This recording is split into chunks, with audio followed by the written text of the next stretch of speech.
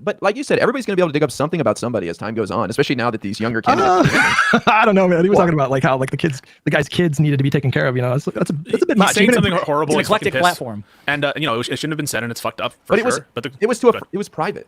It was private, but does that make any difference? So were the Republican. Can people just like stop being so apologetic for literally everything? Like, can that just like please stop happening already?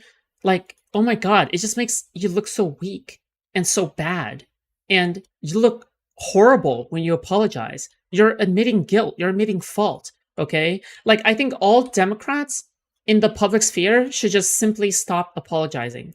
Okay, like they should literally all just straight up stop apologizing forever and ever and ever, even if you feel bad. Okay. I don't care, okay? You're making it worse for the rest of us. All right, stop doing it.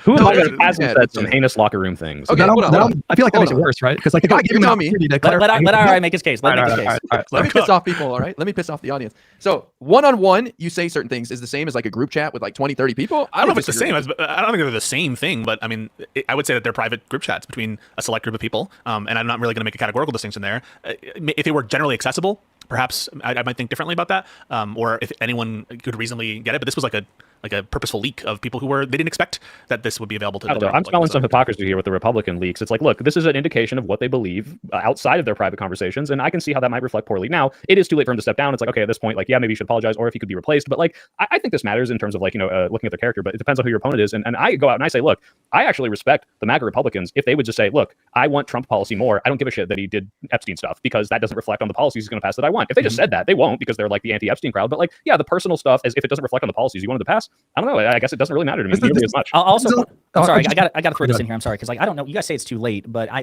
think that we have the ultimate relief pitcher when a candidate has to step down late in the game. Kamala Harris, Virginia Attorney General. 14 days. That's the sequel. Instead of 107 days, it's 14 days. Yeah. I'm sorry, all this is happening also at a time where the right is kind of having their own, should we disavow the extremist moment right now? And you have people like Matt Walsh and other extremely mainstream Republicans that are just straight up saying, yes, we should allow Nazis into the coalition. I don't know if you guys saw any of that discourse, but they're talking about that right now. And a lot of people on the yeah, wasn't like a bunch of Nazi like fucking shit was leaked?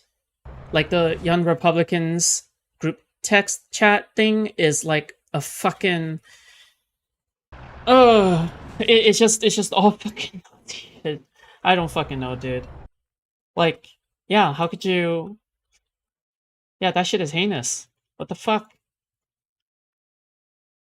Right, like are in agreement with him that they are fine with Nick Fuentes types and literal white supremacists. Guys, did you not see Megyn Kelly's fucking tweet at Tim Miller like 3 weeks ago? What did she say? One of the most mask off, unhinged shit I've ever seen. It was when the Tom Homan allegations came out about the yeah, clearly Asmongold's propaganda is working, right? The unironic Nazi posting shit. $1,000 in the comment. Oh yeah, she's like, I don't care what anyone on the right does because look at all my grievances with the left. That whole tirade, essentially. Bro, fucking. I don't care if you take a bribe or something, right? It's a really interesting conversation to listen to about this is a conversation that Ezra Klein had with this it's like the leader of like national conservatism. He wrote a book on like a new kind of resurgent nationalism. JD Vance invoked him in a speech, and I don't remember when this interview was from, but it's like an hour and a half, and the guy just very kind of clearly lays out their logic. And at the end of the day, like very simply, they straight up fully believe that the left, like the entire left, are like an existential threat to their way of life, and as such, you get people like Matt Walsh who says that he's just willing to team up with Nazis, like literal Nazis. Well, you gotta understand, Hutch, is they live in a different reality. Like we said, we were talking about, they view the Biden stuff as 100 times worse than the president literally saying, I'm shitting on these protesters. And I think Matt Walsh just had a take where he was like, it's more of a crime to say the N-word than it is for you to kill a white person. Like that's the reality he lives in, where he believes that like saying a slur is more like publicly, admonished or whatever. So like they are just like completely out of touch and like in psychotic and delusional at this point. So, well, let me ask you, IRI, are you still doing your MAGA debates on TikTok? Absolutely. You're doing them every day? Yep. Have you had any since the No Kings protest and Trump posting that fucking video? I didn't go live this morning. I got in too late last night. Oh shit, you're out partying with the Offspring? No, I flew in. Oh, gotcha. Well, I'm curious. Like, off partying with the Offspring? Who talks like this?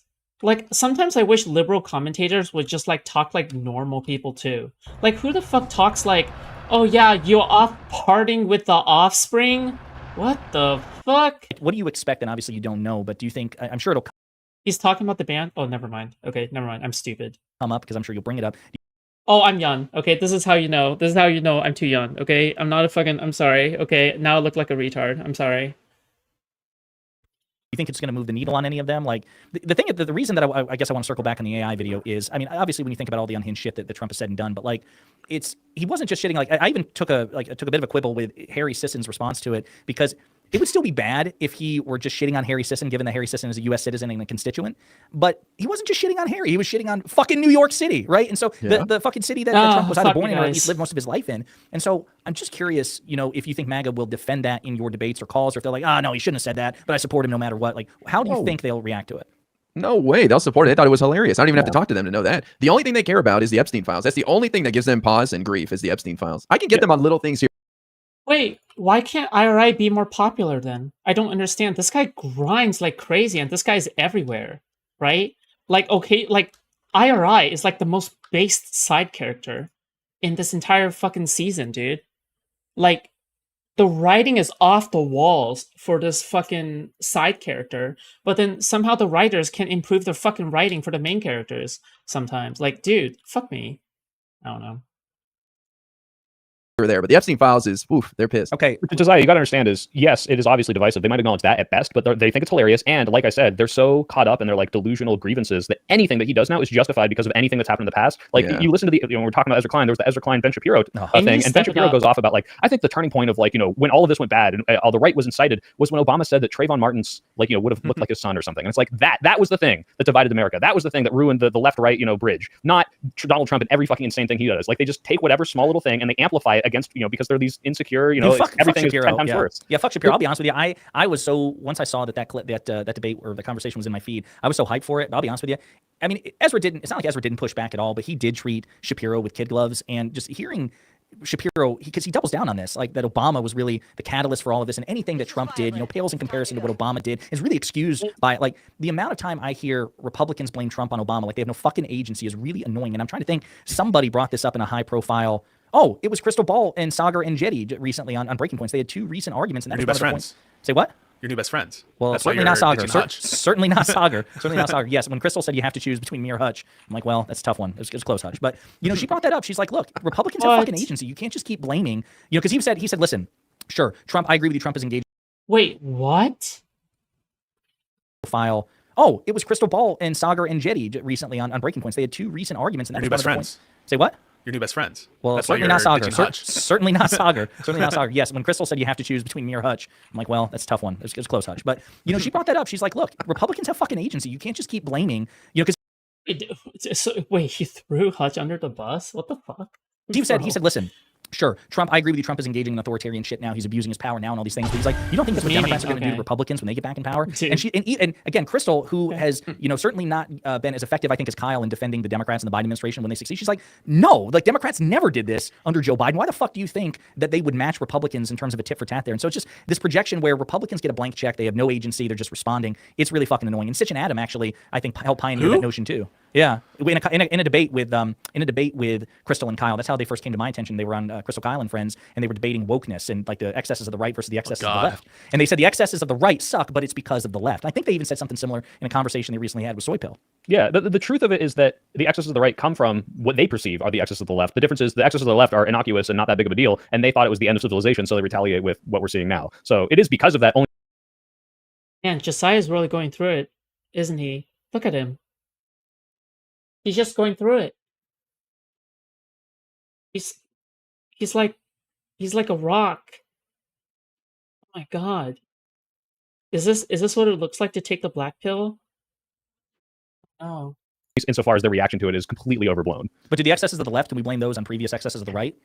Does that work? Yeah, I think the trans movement as it exists today is because of the anti-civil rights people in the 1960s. I would directly tie those two. Why can't we just say the same shit? I don't know. I get off my soapbox. There are problems with the excesses of the left, but the issue is that the right their whole project is about trying to make it seem as though the entire Democratic, like these people are representative of like the median Democratic voter, and it's just so divorced from reality. Like we do have fringes that engage in destructive rhetoric and do really stupid things, but they represent such a tiny fraction of our coalition. And you just can't really convince MAGA people otherwise. Like they legitimately think all of us want to fucking mutilate kids out of some sadistic, fetish or something like that. Well, it's like with the No Kings protest, there's a video on New York Post front page of a woman going like this to some guy. And they're like, see, that's the left. That's everybody at the crowd. They were all just gesticulating that Charlie Kirk got shot in the neck and you're next. And so, they put this. Bro, and then everyone should have said based. That's what should have happened, okay? What should have happened is everyone just says based. All right? Yeah, I'm fucking tired of people fucking virtue signaling about stupid fucking shit, okay? Double down on every single bad faith battle, okay? Slop out there. And that's how they paint us with, like, I keep calling it a comically large, like, paintbrush that you would buy on Amazon, So, of course, that actually offended me. I saw that because I was like, my Charlie Kirk jokes are way funnier than that. And I'm kind of upset that that's the one that gets Charlie Kirk jokes. Yeah. What kind of jokes? Like, just like you're making fun of the fact that he died? Weren't you the one woke scolding us about condemning it? No, he said that jokes were okay, but not celebrating it is what I think. Hold on, wait. I didn't even say celebrating it was wrong. I said, well, maybe I did, but let me correct, because I'm writing my script for the video now, and I want to say firmly, if you're happy that someone you don't like is gone, that's fine. But what you shouldn't be celebrating is the political violence, which has horrible downstream effects, gets us nowhere, and incites people. Although, like we've seen, so you're going to celebrate when Trump dies? I just wanted to get you. Oh, absolutely, I'll be happy when he dies. I just don't want him to die from political violence. That bro, the day he kicks the bucket of natural causes, of course. That 4 weeks ago, do you guys remember when everyone was memeing that he was dead? I agree with that. Yeah. Someone dying unceremoniously, so then they can't be used as a martyr. Yeah, I agree with that. That night I could not sleep. I was like, guys, whatever plans I have Saturday, I gotta go home and stream when this happens. If he died of something, I believe that. I thought it might happen. It's gonna be like when they declared Biden the winner in 2020, and everybody went outside and started partying. Like, it's gonna be like that when it happens, 100%. And it's just gonna fucking kick off a shitstorm of discourse that's gonna last weeks. But whatever. Go sorry. I was gonna say, you mean when he went for his second annual appointment at Walter Reed? Is that what you're talking about? When he was? Yeah. Should we talk about the VRA stuff? I have some questions for Pisco. I want you to break it down. Yeah, I haven't briefed the arguments yet. I can give you at a high level. They're dealing with whether race-based districting, which is allowed for under certain circumstances, or where you're allowed to take race into consideration as part of your gerrymandering, as part of your districting, to alleviate past discrimination and those kinds of after effects of segregation and slavery. Those were key components of the Voting Rights Act, and now they're considering whether to get rid of them. That's at a high level. I haven't refreshed my recollection of the legal arguments, but I will say legal commentators looking at it seem to be not necessarily overwhelmingly predicting that the VRA section is going to be undone by the court, but I think it's a decent possibility. Can I say real quick before you say, just I want to throw this out here. This is made especially ironic because, again, so you correct me if I'm wrong. I'm pretty sure was it 2013, the Holder v. Shelby County case? Or 2013, yep. Yeah. I'm pretty That's sure the pre-clearing provision. Right. I'm pretty sure the rationale that Roberts had with the majority opinion, basically stripping pre-clearance, is, hey, you've got Section 2 of the Voting Rights Act, so you don't need pre-clearance. Yeah, it's the same kind of shit that they talk. What's your take on Pisco? I think he's clout-minded, thirsty, and hungry at the same time. Also, he's fat.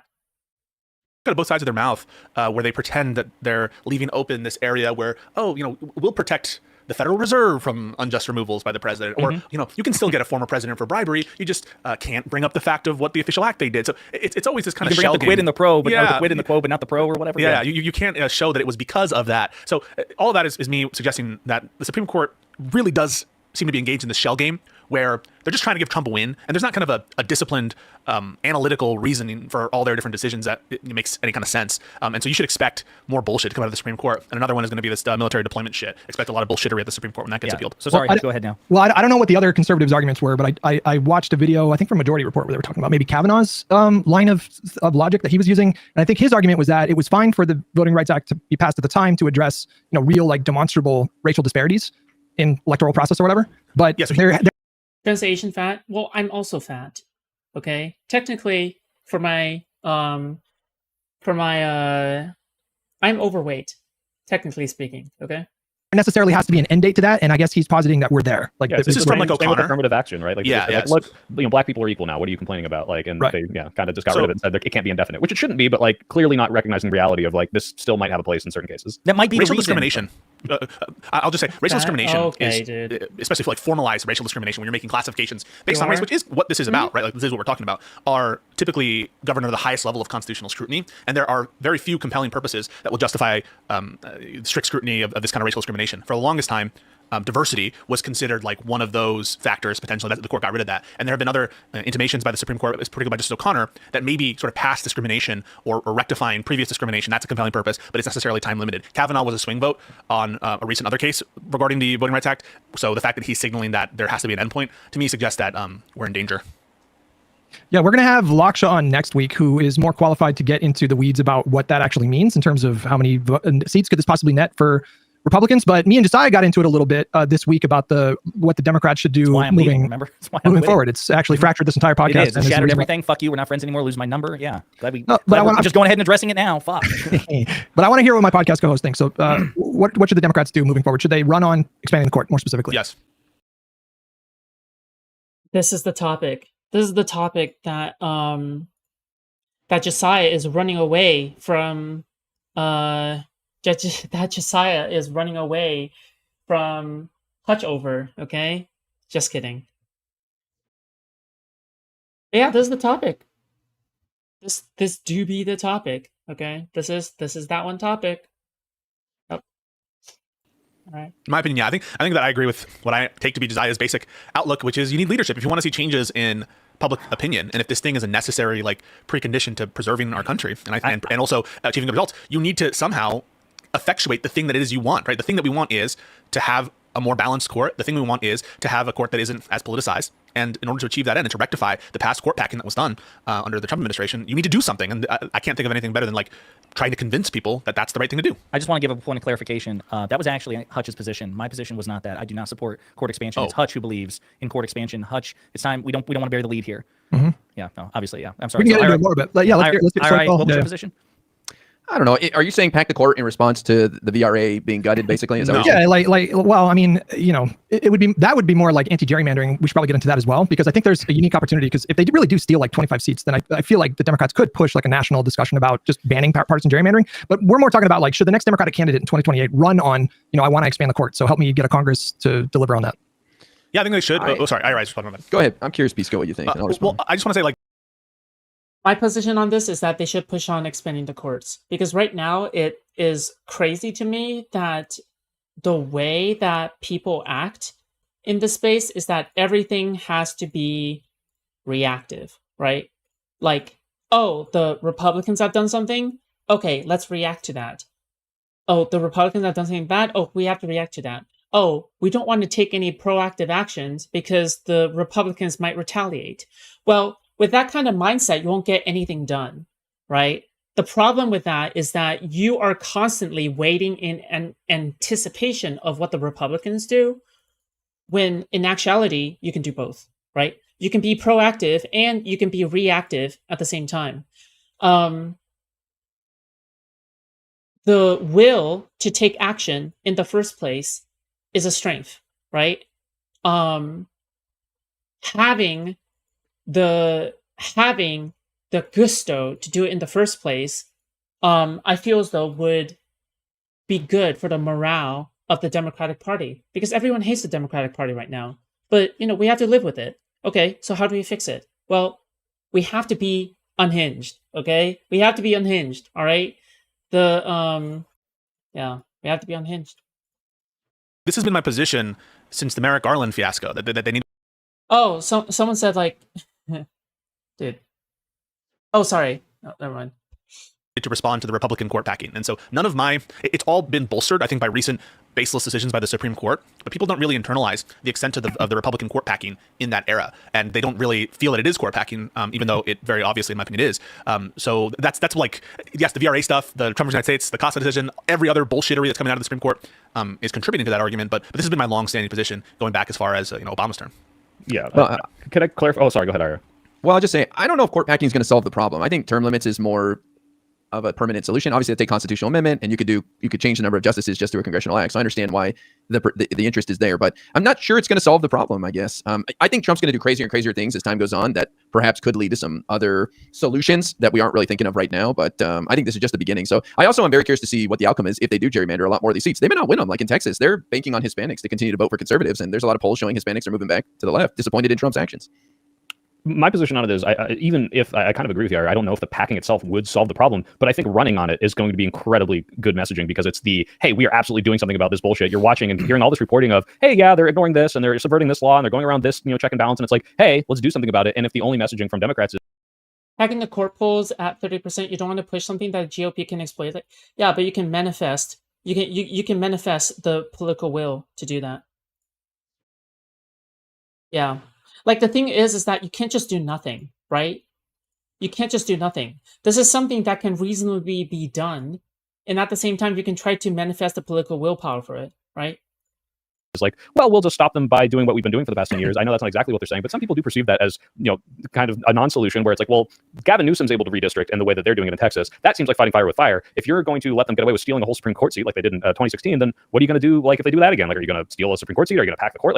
But I do agree that maybe we should probably start with term limits. Sure, why not? Yeah, I kind of agree with that. I think we should probably start with term limits. What are you going to do? And if there isn't a solution to that, I know a lot of Democrats aren't. I don't think it's going to be the reason we win or lose, but I think it's good messaging to at least have that out there and say, yeah, we're going to at least try to do slightly less slimy versions of fighting back against this. We have a super chat here on this topic. It's a thing Democrats should be willing to do, but campaigning on it is a different question. Are voters motivated to vote for a Democrat over this issue, or is it more like 2016 where they didn't? Which I think kind of speaks to some of Hutch's reticence to make this an issue. So Hutch, if you want to take that particular super chat, because I think not that it totally encapsulates your views, but I think it touches on the efficacy of using this as a campaign issue, which is something you take issue with.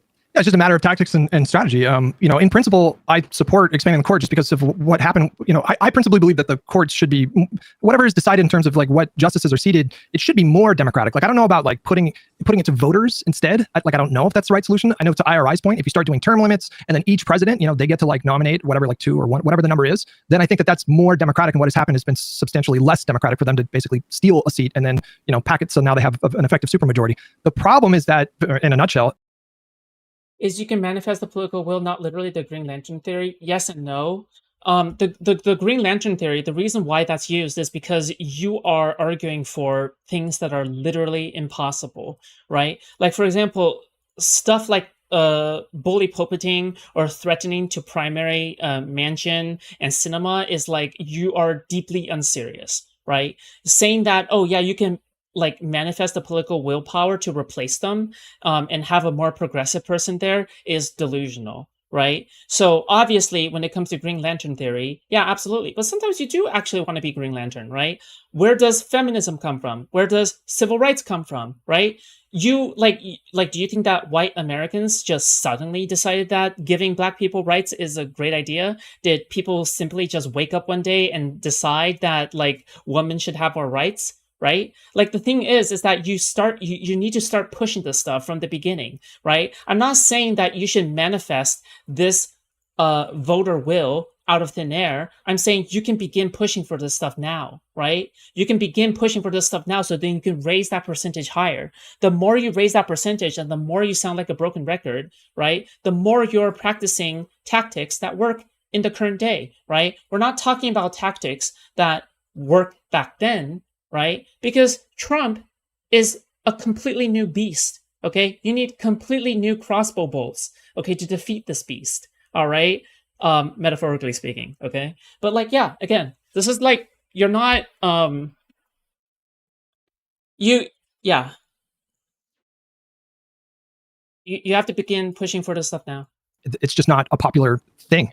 It's just not. When you look at the breadth of like polls that are out there, they very clearly show a public that is extremely skeptical when it comes to packing the court. It's the support for it is usually like around like 35%.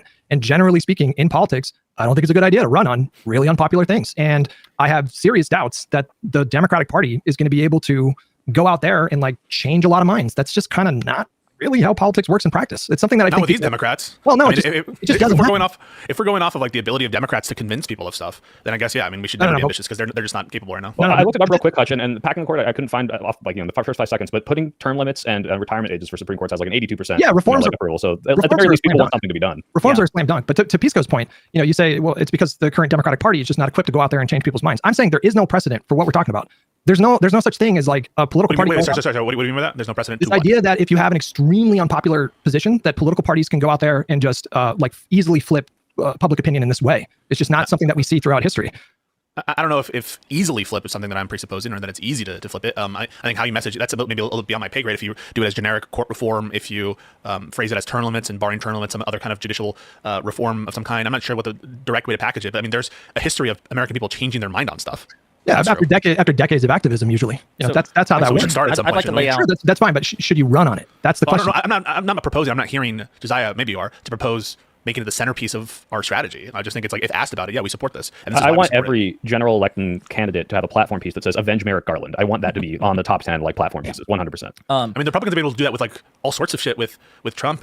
Like they changed their entire policies in so many ways. I mean, and you're seeing massive shifts right now in terms of popularity with respect to Israel. That's something that people's minds are being changed on. So I don't agree that you can't change people's mind on. Well, I mean, like what you're proposing is something different though. Like let's say, for example, the Supreme Court over the next year, they hand out, 10 just egregiously bad opinions. Then you can start to see that opinion shift. But for a political party, I'm sorry, I just feel like we're already there, Hutch. I mean, I'm just noticing what the Supreme Court is doing and has been doing for the last 8 Well, you're very yeah, but Well, no. The problem is messaging. Okay, you can't just wait for you can't wait for information to just come to the American people, right?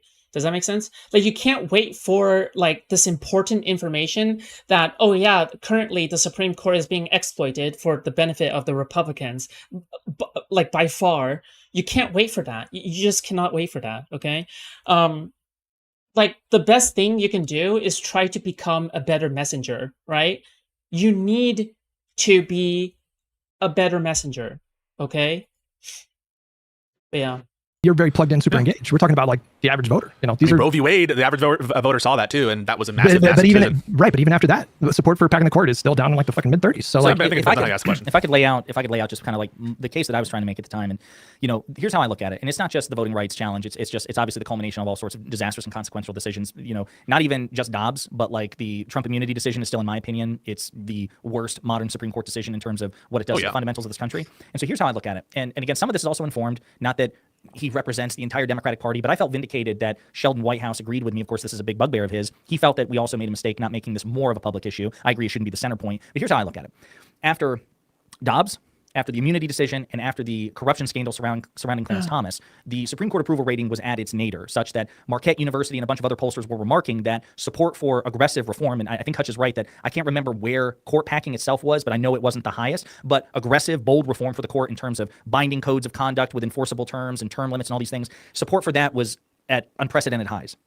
And in my argument was, and Sheldon Whitehouse agreed, is that the American people can get used to just about anything. And so if you don't seize the moment to try to invest the political capital you've accrued into making it more of an issue, then by the time you might want to try again, maybe the American people are used to a post-Dobbs world, a post-immunity world, a post-Supreme Court corruption world, because we've proven that we're that way. Yes, Dobbs had, I think, a massive impact on the 2022 midterms, but not so much on the 2024 election just 2 years later. So it's like you got to strike while the iron is hot thing. I think it says something, too, that in the aftermath of the Trump immunity decision, it was so bad that Biden, who is very cautious, an institutionalist to the core, did not want to campaign on Supreme Court reform. He talked that he would look into it if he got elected in 2020. Then he put together a commission of experts to do it. Then he kind of swept it under the rug. But even Biden in 2024, as high stakes as that election was, even Biden was like, okay, after the Trump immunity decision, yes, I'm proposing a no kings amendment, a statute for term limits and all this other shit. So even that feels like the way, I just want to say, sorry, that feels like the way to have, there's a set of things that we need to do to protect our democracy, structural changes that we need, including ending partisan gerrymandering, including adding Puerto Rico as a state or Washington D.C. as a state,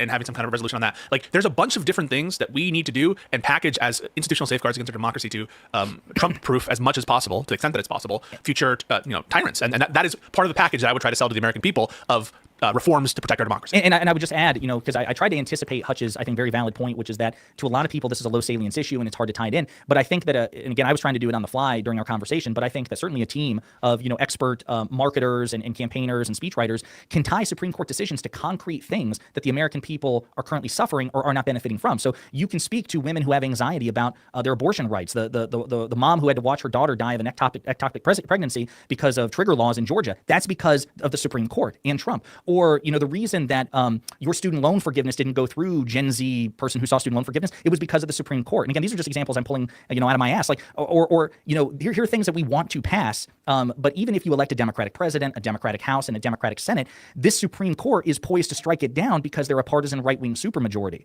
And so I feel like, again, you could at least try to invest the political capital to say, here are concrete, tangible pains you're either currently experiencing or could experience in the future. And so that's why you should support court reform and, yes, court expansion. That was kind of my case for it.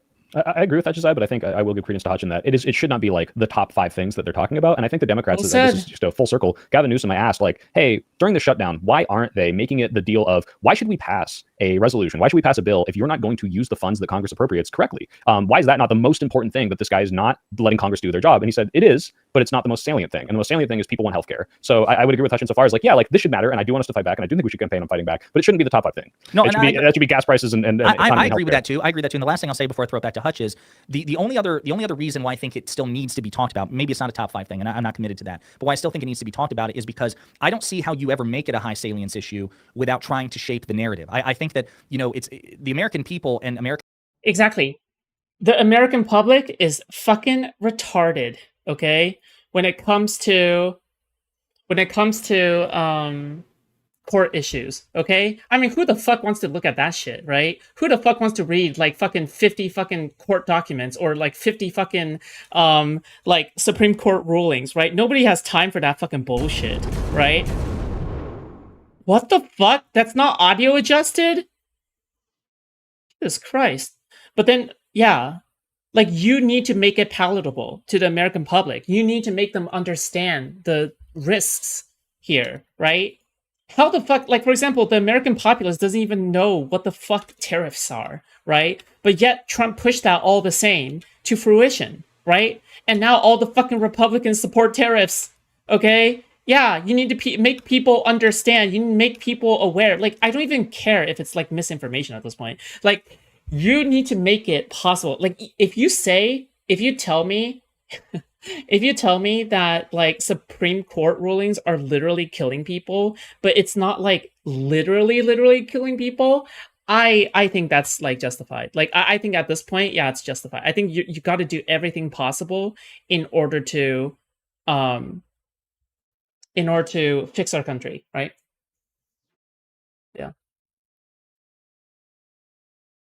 You can't lead the retarded horse to the water. Is that what you're saying? Yeah, you cannot lead the retarded horse to the water. Okay? The retarded horse do not understand. The water is good for the horse. The retarded horse has the brain tumor in its head. Okay? You cannot lead the retarded horse to the water. Alright? You have to bring the water to the horse. Mm-hmm. Politicians, they're in a feedback loop. It's not just politicians being influenced by the public. Politicians can, to some extent, influence the people. And so unless we're prepared to actually talk about it boldly, maybe not every other sentence or top 5 issue, I don't think we'll ever get the public primed. And again, I'm worried about the next election. So if we elect a Democrat in 2028, and if we have a Democratic, by the grace of God, we have control of Congress, again, what can they pass that this court couldn't, in theory, strike down? I think Pisco will tell you, I know this is my position, in theory, any federal statute, the Supreme Court can strike it down as unconstitutional and come up with some legalese gobbledygook as to why they don't like it. They can reverse engineer an outcome and try to justify it through the law. Well, FDR ran into this problem as well, right? And just the threat of impeachment is, I believe, what made the Supreme Court knock it off. And so perhaps that would work now. I don't know. But there's only been one Supreme Court justice impeached in our history, Samuel Chase, I think it was, who was nominated by none other than George Washington. And that caused the court to change for like 100 years. So I'm willing to believe that perhaps a threat of impeachment might even push these guys. I know it sounds crazy in today's day and age, but that might do it too. I think FDR had majorities that made that vaguely possible, whereas we're not going to ever have, because you would need 67 votes in the Senate to impeach. Sure, but just the what I say? 67? Yeah, no, you said 67. I don't know if there were 100 senators back then, but 75% of the 75% of the Congress when FDR was president were Democrats, and even he couldn't pack the court. And so it's just, I take that into consideration. I also take into the fact that we've had many Supreme Court decisions that have come down that have been really unpopular. Like the Supreme Court, in terms of public approval, their numbers are very low as far as I understand it. I think it's like 25% or 30% like that. Like the public very broadly is, I mean, certainly like a lot of independents, MAGA's who they are or whatever, but and even with all that, and even with them having a low approval number, you can't really get support for packing the court or expanding the court above like 35, 38%, something like that. And so I don't know. I think this ties into maybe a philosophical difference that I have with more specifically like Josiah and Pisco, maybe sometimes with Soy Pill, where it seems like you guys have this theory that the Democratic Party, they can just go out there and like educate people and shift the numbers on these issues in really big ways. And there's just not really a strong precedent for this happening on really big kind of like policy proposals.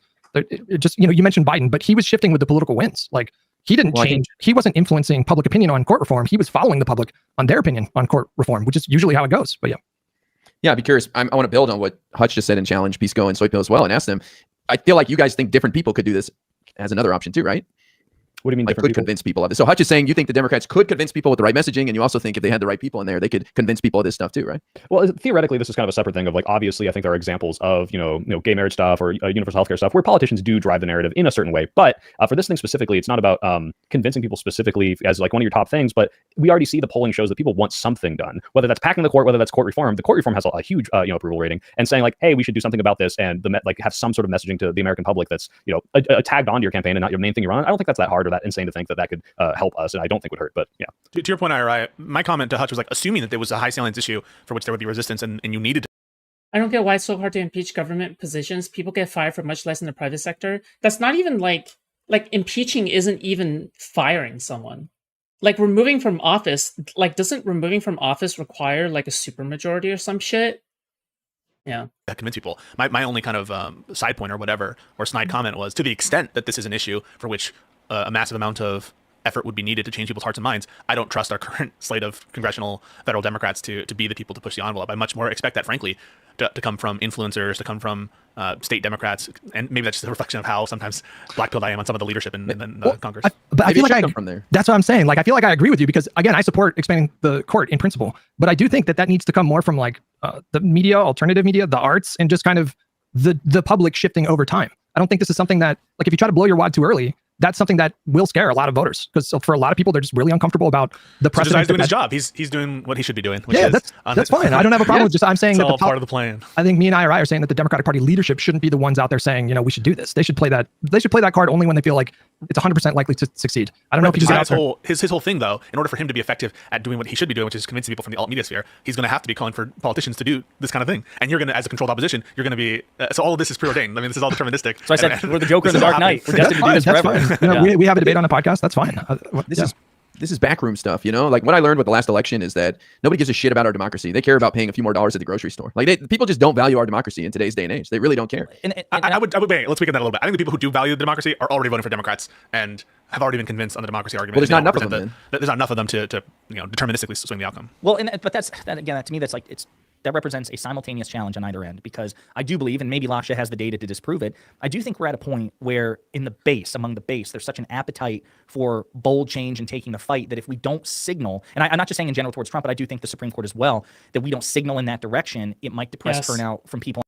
Like this is really important. Like, because wasn't like some moderate saying like, oh yeah, the reason why I voted for Trump, even though I disagree with him, is because he is the only one that's willing to take action. You need to be unhinged. That's what I'm saying. Gavin Newsom is unhinged. This motherfucker is unhinged.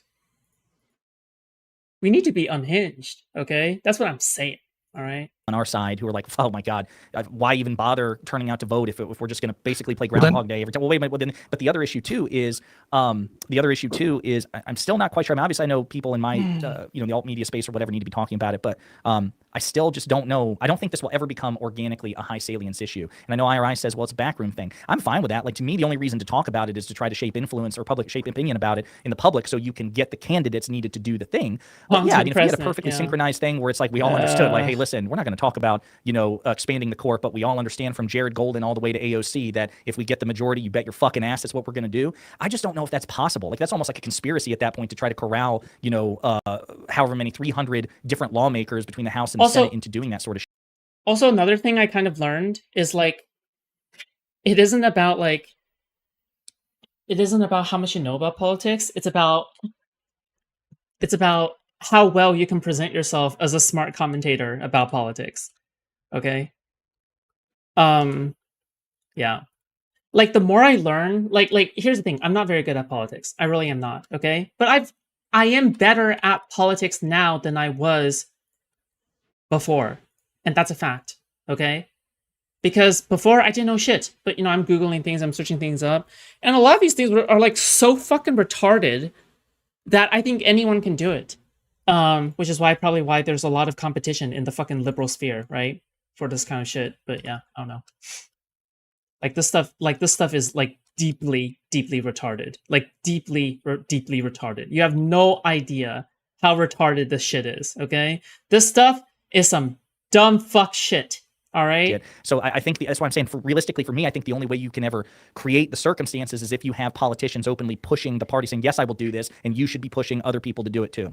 Yeah, it's not that you can't have politicians making the case for that. Again, what we're saying is that this is something that just tactically should not come from leadership. Like, it has to come from people beneath them. And you spoke to the idea of, like, the idea that the base, there might be some people in the base that are not motivated to show up and vote. If I don't know if you're making this particular case, but just for example, like if the next nominee said, I'm not going to run on expanding the court, you're worried about that depressing the base. I would say that indicates that we have kind of a problem with the base right now, because the big challenge for the Democratic Party right now, and tell me if I'm wrong, but you have to simultaneously. Oh yeah, another problem that I kind of have with Hutch is that he is a criticizer. He oftentimes would criticize other people's positions, but then he never really gives any solutions of his own. He's like the left's version of like a liberal. I don't fucking know. Like, he just wants to endlessly criticize, but he never wants to actually make any solid solutions himself. Like, there's no solid solution. Like, I don't know. Like, when I listen to Hutch, like, I don't really hear any solid solutions. It's all reactive. All of it. Like, not a single part of it is actually proactive. Like, if you ask Hutch, what should the Democrats do right now? It is like, oh yeah, I think the Democrats should do what they did in 2008 or 2016 or something like that, right? Or 2000, yeah, like, but you're talking about times that are before Trump. You're talking about times that are not adjusted to today's climate. They don't work anymore, because if it would have worked, it would have already worked, because Democrats are already using the strategy of what has worked in the past. Democrats have already used that strategy.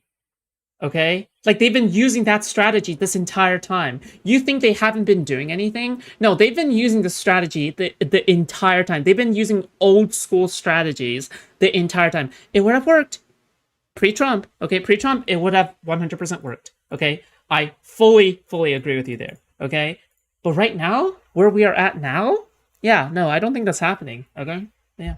Court a sufficient amount of people in the center who decide these elections while keeping your base also excited. Pisco, you're cringing, but yeah, I'm cringing. Why can't Schumer just be wrong? I mean, look, everyone has to be wrong before Schumer and Hakeem Jeffries. Maybe it's the leadership that's wrong. Maybe the base is actually based. Hold on. I want you to just acknowledge. Do you agree with me that that's the challenge for the Democratic Party? No. Are you suggesting that the Democratic Party can win off their base alone? No, I'm not saying that. Then you have to take my position. What are you talking about? No, I don't. No. So your position is that the problem with the Democrats, the main problem with the Democrats, is finding like a winning coalition or something, or triangulating a position that will appeal to these various different subgroups. That's what you said, right? No. What I said was that if there's somebody in the Democratic base who says, well, I don't know if I want to vote for the next nominee because they don't want to expand the court, that's a problem with that person. Do you understand what I'm saying? Like, you would agree that would be kind of a crazy thing to do, right? I just find that it's changing the subject, right? So yes, it's a problem with that person, but aren't we analyzing the strategy of the politicians at this point? Like, I'm happy to look at the individual voter's culpability. I do it all the time when we talk about like the lefties who didn't vote for Kamala Harris. I mean, that's a problem with that person. But if we're analyzing like the appropriate strategy for the Democrats, you kind of have to take the incentive structures of the different constituencies as they are, and we're not analyzing the normative outlooks on those voters, but on like the policies that the leaders are doing, right? But if the party is focusing on trying to cater to that voter who says, I'm not going to vote for the next person unless they support expanding the court, they're going to lose every election. I don't understand why. For the presidency? So if they focus on their base, you're like, that will necessarily cause them to lose elections. I just don't know what the argument for that is. If they're exclusively focused on, because my whole thing was that it has to be a balance. Like, the Democratic Party right now, and to a certain extent, the same thing applies to Republicans, I suppose, but less so maybe. But like, the challenge for the Democratic Party is balancing that. Like, you do have to appeal to sufficient. I think there's an assumption in what you're saying. Hold on, wait. Let me finish. My point was that this person, this hypothetical person who says, I'm not going to vote for the next candidate unless they support expanding the court. If the party focuses on just trying to make those people happy, which is just meeting a set of demands, they are going to lose every presidential election moving forward. I don't agree. I don't think you made that case. I think running more center-left candidates than hard-left candidates is an active suggestion. Sure, but that's like the literal fucking bare minimum. Okay, we're not talking about the messaging. Like that's not a messaging argument. That's not a messaging action, right? Literally anybody could give an answer to an obligatory question, right? That's a question you have to answer, right? Because if you ask someone, oh yeah, like, how left leaning do you want the candidates to be? You kind of have to give an answer to that, right? But you don't have to give an answer for what to do right now. You can simply advocate to do nothing and wait until the Republicans make a mistake, and then you can act on that mistake, right? Which is what Hutch advocates for. Hutch advocates for waiting. Hutch advocates for waiting until the Republicans make a mistake, and then Democrats turn that around into rhetoric, right? But I just want to say the Democrats have been doing that for the last 10 years, and where has that led us? Where has that led us? I'm not saying it doesn't work, because it does work. However, it doesn't work enough us to the point where we are securing landslide wins that we deserve. Okay? Because if Trump's administration is fucking up things this hard, yes, we should capitalize on the fuck ups that they have, but at the same time, it's not enough. It's not enough. You should do that, but it's not enough. Okay? What you should do is you should be reactive to bad things that people do not like from the Republicans, but you should also be proactive and come up with your own rhetoric that operates in a vacuum if a Republican wasn't even there in the first place. Okay? So, to be clear, that's my position.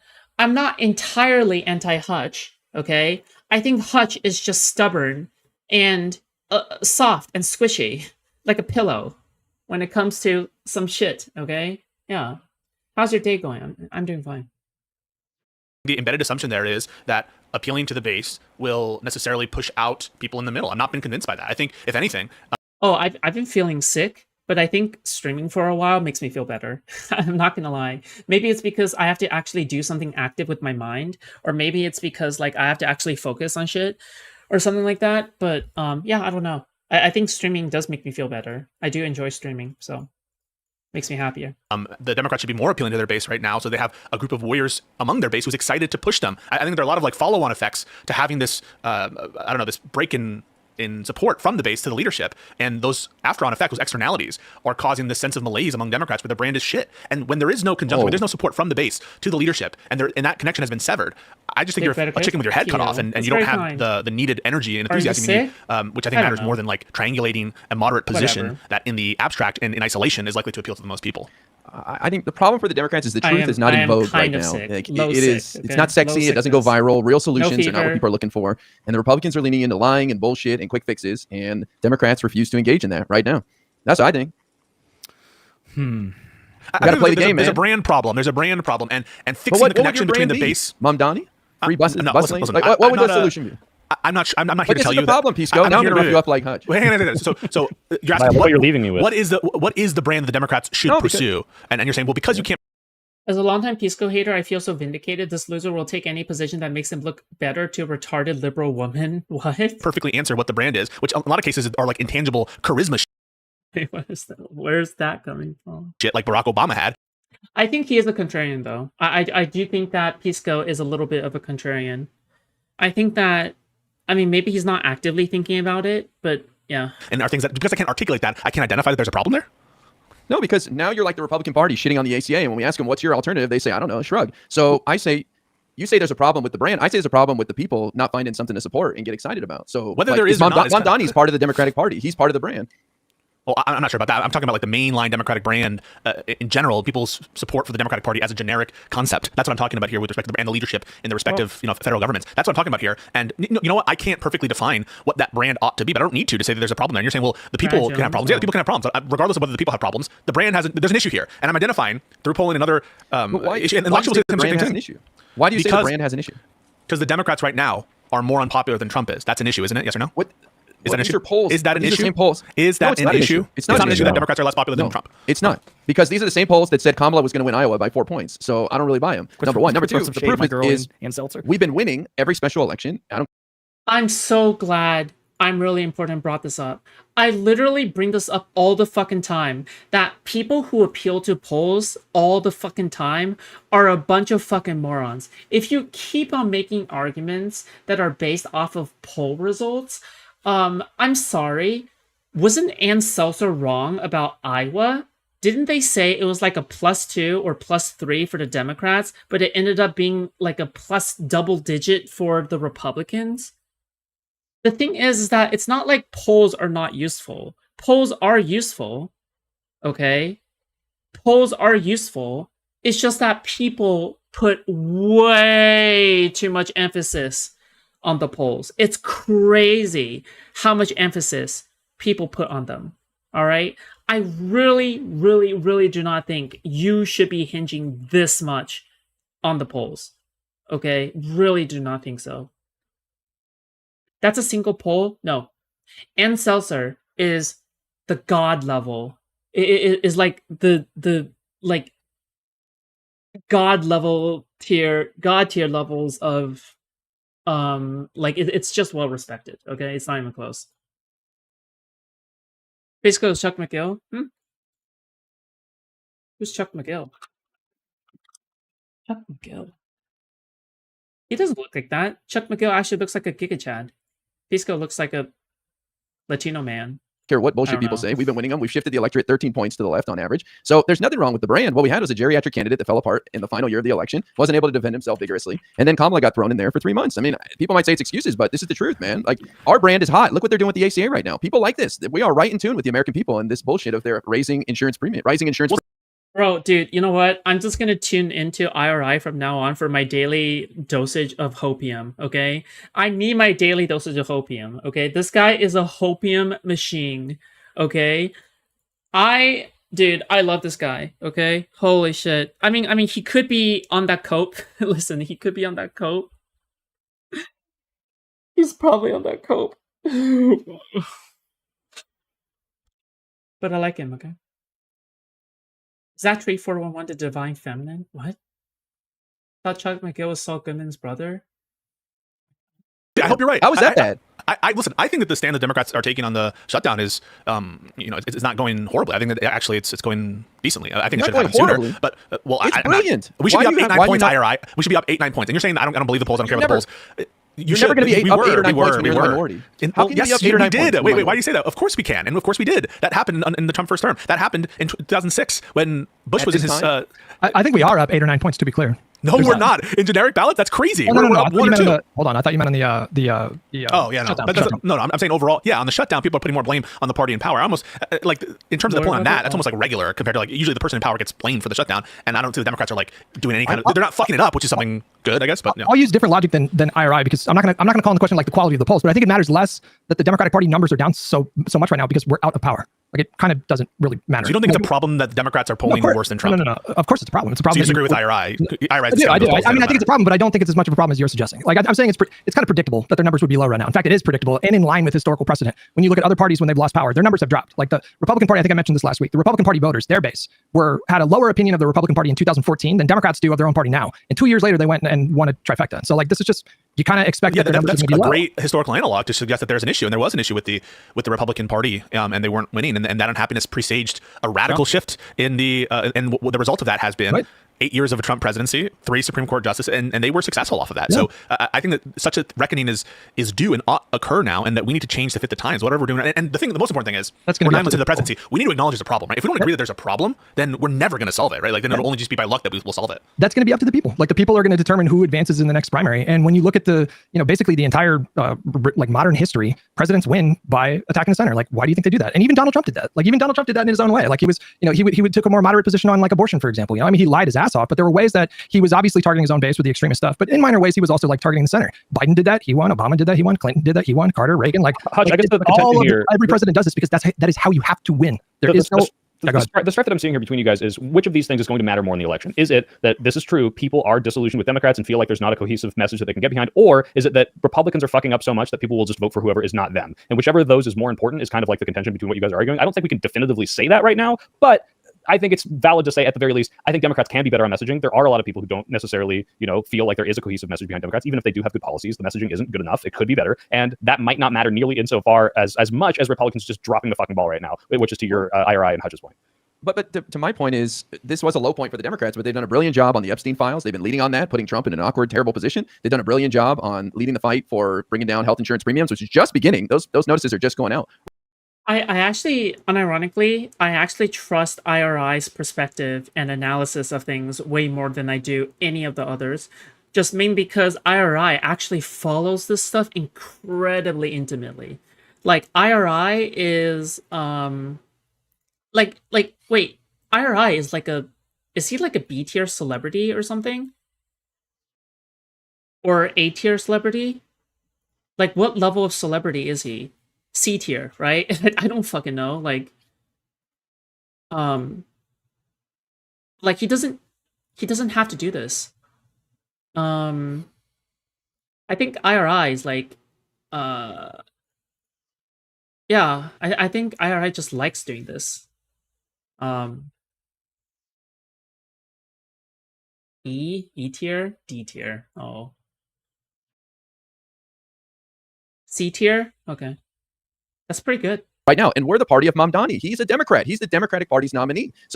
C tier is still miles above the average person. Okay. So our brand allowed for someone like Mamdani to come in, who's the most exciting thing in politics right now. So I would argue that we're doing just fine, and we have a base that's a foundation that is just ready for success. It's not here right now, but it's cooking. It's a slow. I hope you're right. You know? I hope you're right. I will say, given that Mamdani Slow is cooking. the most exciting thing in politics, I'll be happy when He is.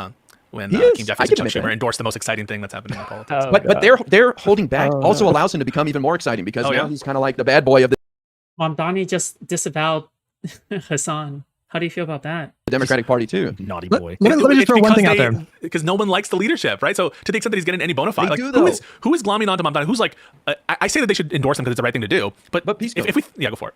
AOC was glazing Hakeem Jeffries in the last few days in interviews. Like they like him. I understand that you could Because say he's not that going people- anywhere. Because he's no, not going so you anywhere. think AOC is just playing politics? That she's like, well, Yes, of course, I'm going to say yes, next. she's a come on, politician. that's ridiculous. I'm sure she's being She's untouchable. Wait, who's untouchable? I think that she works well with people. She understands that Hakeem Jeffries is around to stay, and AOC is like a good politician, and she does. She was Biden play ride or die. politics. She was Biden ride or die. You know? And I She think was that's kicking fine out to the do. gate for Biden. After that but shitty if- debate, she was one of the first people at the gate saying, I'm Yes. all in on Biden. Remember Was that just picture politics? where I think they she held has hands? instincts. That's beautiful. I think she has instincts that are political, and she is definitely a better member than some of these other firebrands conservatives. Like she actually shows up to do the job, and she's learned a lot, and so I respect her. And yeah, she's not going to in the moment. I think she understands that Hakeem Jeffries is not going away. But do I think that if we were able to get AOC in a sincere moment and be like, do you think that he's doing the best possible job? I don't think she'd say yes. I mean, Jeffries has the overwhelming support of his caucus in the House because he's effective in that role. There's no appetite to oust him. It's just not there. I mean, if he was really that ineffective, then I think you would see at least like one person go on the record and say that I think he should step down. I don't think a single House member has made that call because when he picks these fights, he always extracts concessions. Like he's never picked a fight that he's lost so far. It's a collective action problem. I mean, that's what there's a collective action problem, which means that no individual member. It's the same reason why people were reluctant to call on Biden to drop out until they all happened at once. Do you think and it's for the same kind of incentives? Do you think one reason why the party sentiment right now among the voter base is so low is because of attitudes like yours? Quite frankly, No. where I mean, like that you, is copium. like for I example, want like to fucking you're, glaze these people.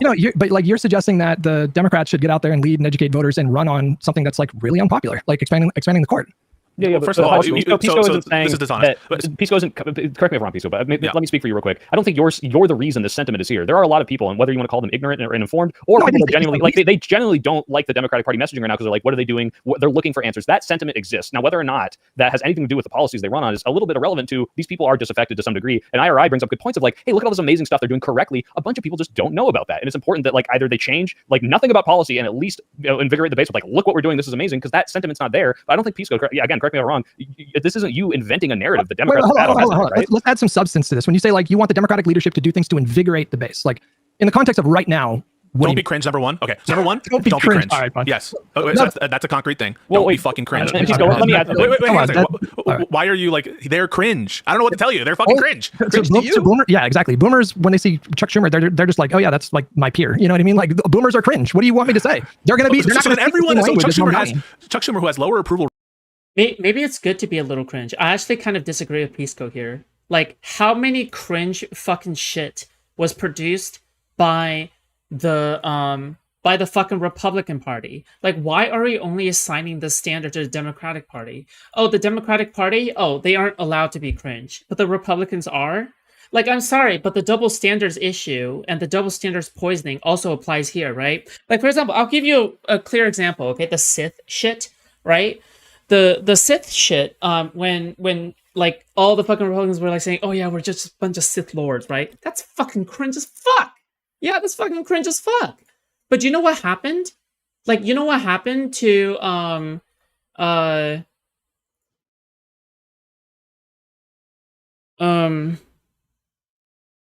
you know what happens?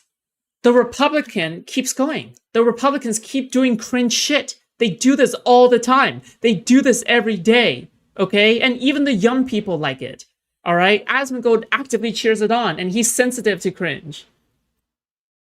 So I don't think you should kill the part of you that cringes. I think you should be embracing it. Embrace the cringe, okay? You should embrace the shamelessness, okay? You should embrace the aesthetic of being evil and authoritarian and someone that will violate every right to get what you want. You need to look evil. You need to look like a fascist, okay? You need to be democratic Mussolini, okay? You need to have the willpower of Stalin.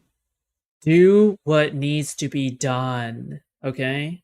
Rating than I think like any other leader, and certainly like double digits less than Trump. He's doing everything great, and we're all stupid for not seeing it. I mean, you must think that the Democratic Party is filled with a bunch of fucking idiots who don't realize the genius of Chuck Schumer. I mean, you know, how's he failing? What's he doing wrong? So the first example I think is not taking the fight in March. In terms of cringeness, I think that the meter is a little bit off the scale in terms of cringeness. That's maybe subjective in your mind, that it's totally subjective to call someone cringe and say that their messaging is tired, old, trite, not youthful. The fact that he's an old guy also contributes to it. What if he was right? A lot of those are. What if he's right on what? Do you think that that fighting now with the subsidies on the table was the better move?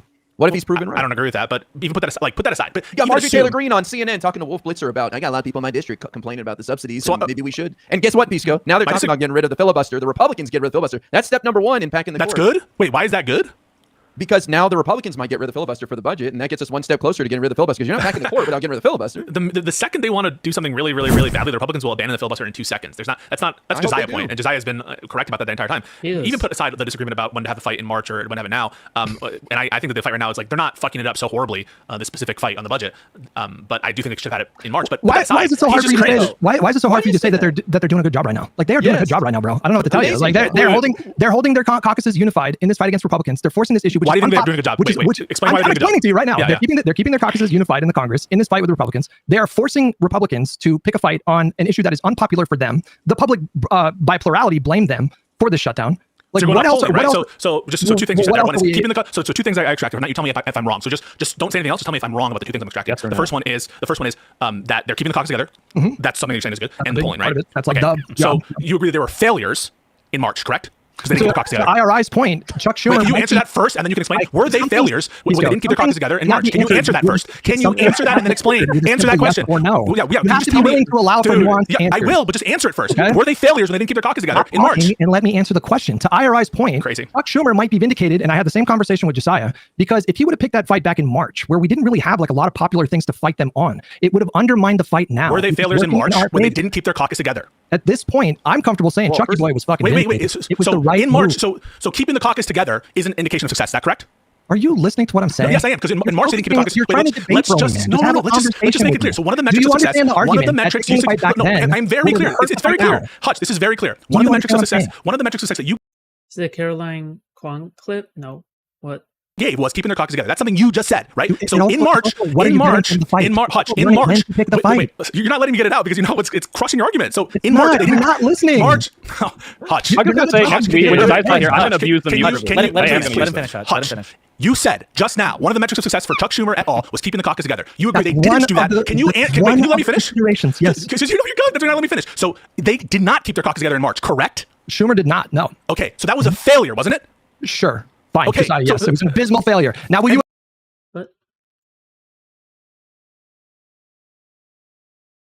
Twitch might like this stuff. Do you think Twitch might like this stuff happening because it drives engagement across the web? Tinfoil hat, I know, but also sites like oh my god, I'm so sorry. I did not mean Jesus. I'm so tired.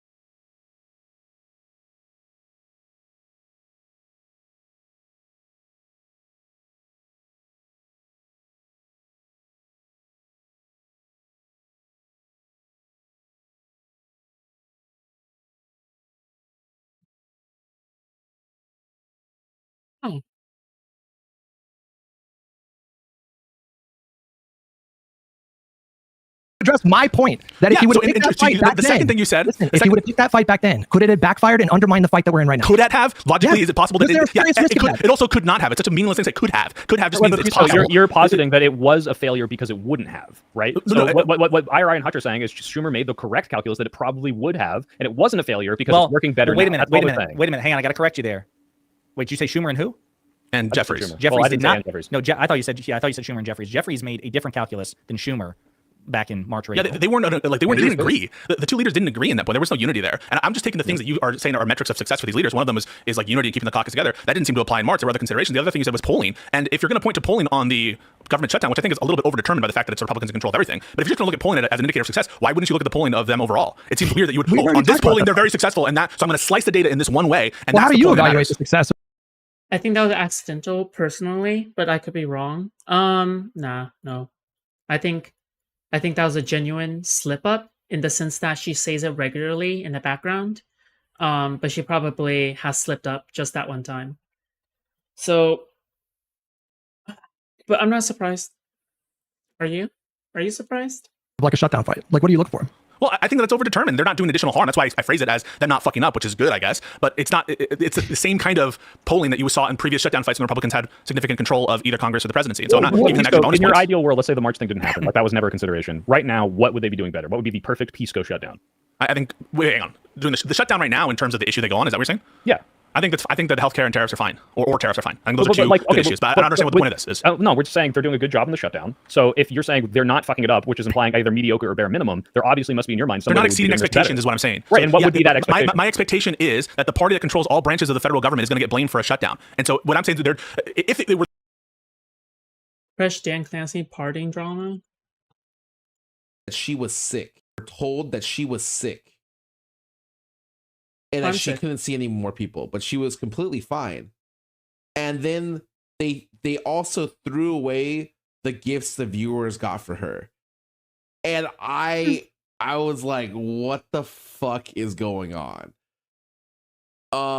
Yeah, I've heard like this one was crazy. What's the context? I heard Dan Clancy was out a lot of nights with young girls around him, which whatever, man. If that's your thing, that's your thing. But like, it just felt like this con felt so fucking weird, man. Whatever. Like last year I told myself I don't like TwitchCon, and so many people were like, "Why do you like TwitchCon?" And I'm like, "Well, how long do we have?"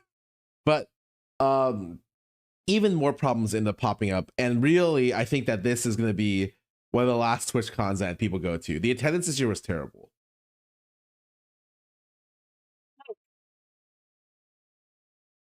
I will say that normally I don't really have an issue with people like hanging out with much younger people for hookups and shit like that. But it does kind of worry me in case like Dan Clancy is someone who is like sus about it. Like if you're someone if you're like someone who is like hanging around a bunch of young girls and let's just say that you do something bad, right? Aren't you like more afraid to speak out against someone who is like really powerful?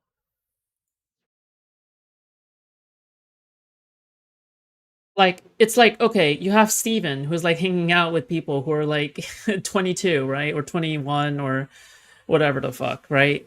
Or 24.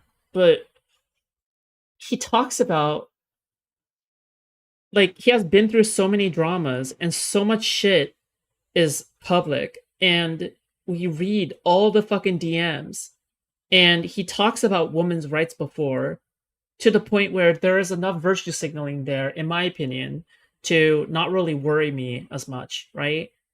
But the thing is that like for someone like Dan Clancy, this guy is like shrouded in shadow. the case that it were like even, I'd be like, what the fuck? Like my expectation is that the party that's largely in control of the federal government, the courts, the Congress, and the presidency is going to get blamed. And so you're like, oh my God, they're getting blamed. Like, that should be your starting point. That should be your starting assumption that they get blamed. Sure, but again, then is it like they've maxed out on what they could be doing? Could they be doing something better? Like what would be better? The problem is it's a personnel issue. It's Like for example, like I would be hard pressed to say no, right? Like let's just say you want to say no, like wouldn't you be a little bit hard pressed to say no? Like being the owner of a platform, like just simply being a viewer is not the same as I feel like as someone who is effectively almost like an employer, right? Not exactly an employer, but kind of is, right? Like we're not entirely the way there of calling him an employer, but he's pretty much an employer, right? Personnel issue. It's ultimately they're too old and too cringe, and that's reflected in their polling. And no one buys the sincerity of them, and that's the issue. It's not an ideological issue. It's a personnel issue. It's about sincerity. It's about communication. That's the issue. Did you see any signs hating on Schumer or Jeffries at the No Kings protest? I didn't see any. Just the ones that I did. But no. Okay, but like, is that our new metric? Where Trump supporters, like the crowd sizes and the signs that we see, these are the metrics. I thought we were people who were more looking at like polling and objective measures. I'm going to interject here. So listen, I think that I take it on the discrete issue of how Democrats are handling the shutdown. I would give them a passing grade for that as well. As far as whether I think that they are engaging with it optimally, I just don't know, because I don't know offhand how the Democrats polling on the shutdown compares to historic examples. I do know that Pisco is right, because I think Harry Enton did something about this earlier. I didn't get to watch the whole thing. That yes, Democrats are ahead on the generic ballot right now, but right now we're actually further behind than what we should be in terms of taking back the House. That I think in previous situations, for example, the relative disparity between the in party and the out party was greater, and so we're cutting it much closer now in terms of the generic ballot than. Go ahead. What do you value more in terms of like something that would be predictive of success next November? General ballot polling or the special election over performance margins? I think they're both important. And the reason that I'm not discounting the special election stuff is because we overperformed on special elections in 2023 and we lost in 2024. So I don't think they're outcome determinative. We actually won seats in the House in 2024. You know what I mean? So like that election following 2 years of inflation, that should have been a fucking bloodbath. Just to be clear, like that should have been a fucking 30, 40 seat majority for Republicans in the House and 5, 6, 7 seat majority in the Senate or something. That was your expectation? I mean, our expectation was to win. That's what we wanted to happen. I can't believe our standards now is like the 2024. We're rewriting history so that, in 2024, we should have lost by sweeping landslides. Do you not understand and that's our standard? Do you not understand the point that I'm making? Clearly not. What's the point? I honestly don't know how to help you understand the point that I'm making. So you're saying what we should have expected out of 2024 are massive losses. Bro, at this point, either Pisco, at this rate, either Pisco or Hutch is gonna leave this podcast. Oh my god. This is untenable. Because I know that Pisco keeps saying that Hutch is his boy, okay? But we'll see how long that sentiment lasts. Alright? Because to me, at the very least, this is not the amount of fighting that is happening is untenable. I don't think I don't think they can keep it together.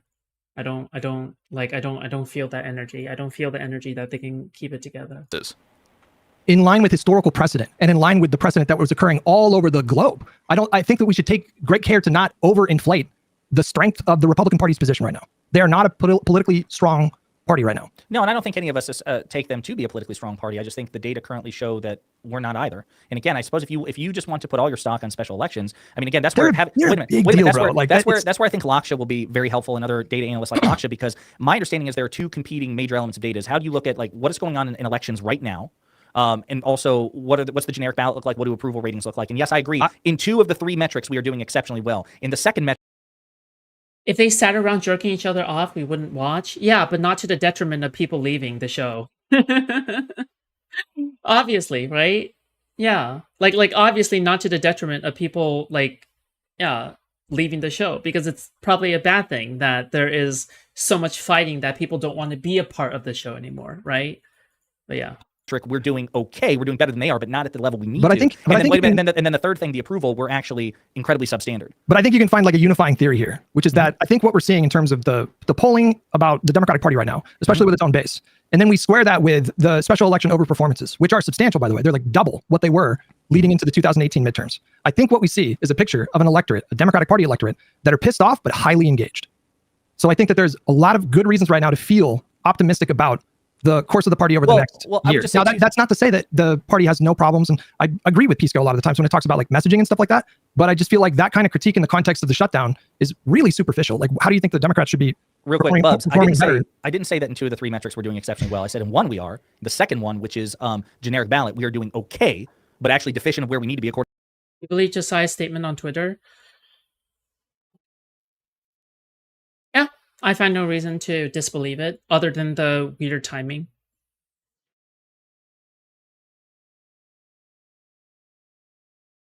His statement about leaving the show, right? Leaving, live, and learn. I haven't read it all the way. I've just seen some screen caps of it, but I pretty much get the audio version of this, right? Because he is talking about it. talked about it, right?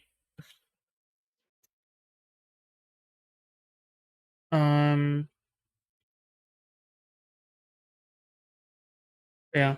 To Harry Enton and according to where we've been in the past. And then the third metric, we are incredibly substandard. So we're doing great, okay, terrible. That's not exactly that's. But I will say it has been twice. It like the thing is that if you truly enjoy something, you'll find excuses to do it anyway, right? Like if you truly love someone or you truly like spending time with someone, no matter how busy you are, no matter how fantastic you find something, like you'll try to find time, you'll make it work, right? But if Josiah doesn't want to make it work for live and learn, like for example, why doesn't he suggest, oh yeah, I should have gotten an editor for my YouTube channel? Why haven't I done X and Y for my YouTube channel so then I have more time to dedicate for things that are not related to my YouTube channel? Well, okay. Why was he said, oh yeah, well I can't, like, you know, my channel is just doing, like, I'm just a one-man army for my YouTube channel and that's it. But okay, you're not trying to make it work. You're not thinking enough to make it work. But why is it that you didn't actually want to spend much time thinking about making it work? Why is that? To be or not to be? Exactly. When you can, well, hang on. I was correcting him. I was correcting this chatter here. And as far as what you're saying, I would just say this. We've known, I guess, for the past few election cycles, that Democrats enjoy an advantage with higher educated, more regular voters. Yeah, more regular voters. But that Trump and the Republicans have an advantage when it comes to disaffected voters. So actually, if you maximize when he's on the ballot, when he's on the ballot. But I don't know. I don't know what 2026 will look like because you're right, he's not on the ballot. But I don't think that we. Let me ask, what's your level of optimism? Like, how predictive? You realize what I'm doing right now is completely unsustainable, right? I don't want to do the edit every day forever meme, okay? It's just not it's not possible. I can't do it. I can totally stream every day. I just cannot edit and stream every day. It is impossible. I cannot do it, okay? Do you think off-year elections are with a midterm election where Trump is not on the ballot? I looked this up, and according to historical precedent, when there's a trend, if you have like outliers here and there where there's massive overperformances, that's not necessarily predictive. But when you have consistent trend, and to be clear, that trend is actually expanding. Like the rate at which Democrats are overperforming is actually growing. It was like 9 points back in March, and now it's over 12 points, I think, on average across these special elections. So that is always predictive of where the next election is going to go in terms of midterms. Gotcha. I just, Pisco, I'm worried that your dissatisfaction with Charles Schumer is clouding your ability to give the props where they're due here, because I can't see how anyone could say anything but amazing job, Democrats. The timing with the ACA subsidy notifications going out, and this is not an issue that's temporary. This is going to be an issue all next year, I think, going into the midterms. Health insurance premiums. This is one of people's top bills. So I just think that Chuck has done a great job here. I understand the fight wanted to be had back in March, but he thought it would be better to fight now. And by all measures, it's starting to look like he was right, because he's now, for the first time since the election, the Democrats are leading the narrative. Republicans are playing catch up. I'm not sure about that. Listen, I respect a lot of what Charles. I think IRI is being a little bit too. IRI is being a little bit too much. There. I'll do the editing free for you, my little lolly. What the fuck? Dude, stop calling me. Stop, okay? Dude. It's like 1 time as a meme, 2 times as a meme is fine, but okay, it's getting a little bit too much, okay? I love you, though. Schumer did. He's the senator of the state in which I reside, and I respect that he and Pelosi got some incredible legislation passed in their time, and in general, are trying to steward the country in a generally better place. That said, my dissatisfaction doesn't really have to do with ideology. It has to do with ganas and fight, optics, messaging, communication, that kind of thing. And I'm just someone who just does not think that they're made for this moment right now. And but how can you see what's happening here and think it's like what's going on? It's like a CIRI. Like, my expectation going into the shutdown fight is being met. And that expectation, like I said, is that the Republicans are in power. They're going to get blamed for a shutdown. But the shutdown is not front of mind for like all these people. I think healthcare was going to be an issue regardless of the shutdown or not. Like, not in March. Not in March, because March was before the big beautiful bill gutted Medicaid funding and before the ACA subsidies are. It was when Elon Musk was top of mind, and Elon Musk was a huge driver of turnout for Democrats in the special election in Wisconsin. And it was an issue at a time when having that fight in terms of the destruction of the bureaucracy, I think there would have been more opportunity. And then you could have had the healthcare fight again right now. And so I view that as a complete missed opportunity. And a lot of the benefits that we're getting in terms of optics, in terms of the substance on healthcare, those were available to Democrats anyway. So I kind of view as yeah. What do you think Democrats could have asked for back in March? Yeah, so I think that they should have asked for Doge to stop. They should have asked for the Doge cuts, the money for USAID to go through. Those kinds of requests related to some of the Doge activities that were happening there, and really make Elon Musk the target of this shutdown, and take a stand in trying to at least curtail or buy time on the kind of rampage that Trump is doing in the bureaucratic state. And then you could still have the fight in September as well. I don't think these are mutually exclusive fights to have. Well, Yeah, I agree. And I agree with that. I agree with that. And listen, the only thing I'll say is this: like, even if I grant the other premises and the optimism, I mean, Hutch gave me a really optimistic worldview that I'm pleased by. That according to his data, it looks like our overperformance in these these off-year elections will be highly predictive of what we do in the 2026 midterms. Well, that's Laksha when he comes on. But the only other thing, this is the next follow-up you should ask Laksha is, of course, that does not presuppose what the Republicans intend to do with redistricting, right? We're talking about the landscape as it is. It's entirely possible that they gerrymander their way into a nigh insurmountable advantage. No, I don't know if that I don't know if that's true. Because like if you can get an environment where it's like D+6 +8 +10 or something like that, then you can't gerrymander your way out of that kind of a sweep. Like I don't know if they can. I don't know. I'm trying to push against the total black pill of suggesting that the Republicans could potentially construct a district. That's why I said nigh insurmountable. Like, okay, let me put it a different way. Let's put it in more concrete terms. You said we have right now reason to be very optimistic about 2026, presumably with the maps the way they are. So I want you to what is your take if they got the Voting Rights Act, Section 2, and they gerrymander the maps, and basically what is it? Was it 19 net seats that would favor Republicans if both of these things came into something like that? Yeah, it's a lot. Yeah, something like that. I follow a lot of like nonpartisan pollsters, and they're all saying the same thing. Where it's like it's bad, it's obviously bad, but the Republicans can't gerrymander themselves into like an insurmountable. What do you mean? But what do you mean by bad? So like I'm asking. Losing seats is bad, right? Like we would end up with a smaller majority. Is what? So you would still be optimistic if they gerrymander like 19 favorable districts. You're saying it would just make our inevitable victory would be smaller. I would be less optimistic, but I would still be optimistic that we take back the House. I just think it would be with a bare majority. That's optimism. I've not heard that, so I am definitely looking forward to your conversation. I'm definitely looking forward to your. I listen to people that are smarter than me. We can ask. I definitely need to hear that because what I've been hearing and reading from the Dan Pfeiffers, who I trust, and I thought I saw something from Laksha saying that yes, in theory, Democrats could still take back the House, but we would not be favored to. My understanding was the odds if they get 23 favorable seats due to redistricting, it's no longer 60-40 Democrats, 80-20 Democrats. It would be more like 60-40 Republican. That's my understanding. I'll give a metric, and I gotta say, I love my brothers Ira and Hutch. Fears the mind killer and all that. If Schumer and Jeffries are able to pull a 15 or greater House majority and gain at least one Senate seat, I will give them their due. And I will say, maybe I didn't recognize their game. That's my metric. I'm laying it out right now. 15 seat majority in the House. If they do that, will you commit to voting for Schumer in the next election? No, I will not. I will not commit to that. I tried for you, Hutch. I tried. For primary. For this metric, I mean, would you not at least give it to them if they got Republicans to get a concession on the shutdown, like a good concession? Like, would that not be enough for you? Like the ACA credits? Anything like something other than the shutdown results in what was going to happen before. It's an actual concession from Republicans to end this. Like, would you not if they get a concession on I'll give them credit. I just don't think that's. Can I be honest with you? That is not mutually exclusive with my other positions. It wouldn't contradict anything I've said about they could have gotten a deal in March and for other stuff, and they could have also gotten this subsidy extension. This is just a good policy that the Republicans are vulnerable on. So I will give them credit for that because someone needs to do it, and obviously I will praise them for that. But it's not like any of my other criticisms go away. I just feel like when the Republicans were out of power in let's go back to 2021 where it was like a full trifecta.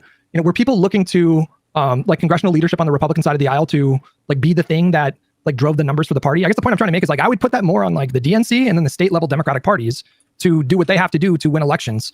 I view the role of the Senate Majority Leader and the House Minority Leader or eventual House Speaker, hopefully. Their job is more about being effective in their role, which is knowing when to pick the fights and then being winning the fights that they pick. Those things feel just a lot more relevant to me in terms of evaluating their job approval. I think you need people in government to sort of channel the energy in online content. That's why Newsom has been so effective for a lot of commentators, and they're able to make 1,000 videos on base Newsom or base Pritzker or this or that, is because you do need people in these positions for Democrats to get excited about. And so I understand that there's a functionary ministerial / institutional role that is also very, very key, and I would not discount that at all for these leaders of their respective houses. I'm just saying that now the job is 55% beyond that role. 55% it's messaging communication. 45% it's your job. Wait, hold on. I just want to. I know we're getting towards the end here, but I just want to. We have been. I just want to focus on that for a second because it sounded like you said that, and I'm being a bit reductive here, but it's a part of it, right? But it sounded like you said that you would value somebody who got more social media engagements over somebody who was really good at keeping their caucus unified. Is that what I'm hearing? Yes, that is correct. I think that 55% of the job is messaging about how you're doing the job, and 45%. Like this sounds absurd, on its surface, right? On its surface, you're probably thinking, okay, there's no fucking way you actually believe that. how do you believe that like someone who is like 45% your job, mostly social media messaging? Well, the thing is that Democrats have been doing their job the entire time, and Republicans have not. But yet at the same time, people believe that the Republicans are doing so much more for the government and doing so much more in politics, right? Well, it almost seems as though, and then Democrats are losing, and then they don't have power anymore. Well, it seems like how it pans out to me is that, yeah, it is in fact messaging and marketing, right? It's not about just simply doing the job. You should do a good job, obviously, but Republicans seem to do such a horrible fucking job, and yet they get away with so much. That to me is unacceptable. That is a double standards. Like, in my opinion, that needs to be fixed. But yeah, 5% of your job is doing your job. Does that make sense? So these days, I'm not saying that I personally wish it were the case. I'm just telling you what makes a good politician and a good leader. 55% of it, this is my personal estimation, this is my personal. yeah. So the thing is that like, for as much as I disagree with Pisco, he is right on the money here. Yeah. Absolutely. Evaluation of what matters to be effective is talking about how you're doing your job, and 45% is actually doing it. All right, we don't need to linger on that. I just wanted to. We'll agree to disagree on that one. But yeah. Wait, really? I mean, like, look, Yeah. look around you. We're in a different world. People are acting as though just putting your head down and getting the shit done and being the fucking industrial dog. That's how you get wins. But Biden did that, right? Biden was. Go for it. Just briefly, I think what Hutch is saying is that you don't need every Biden did that. Biden did that, and is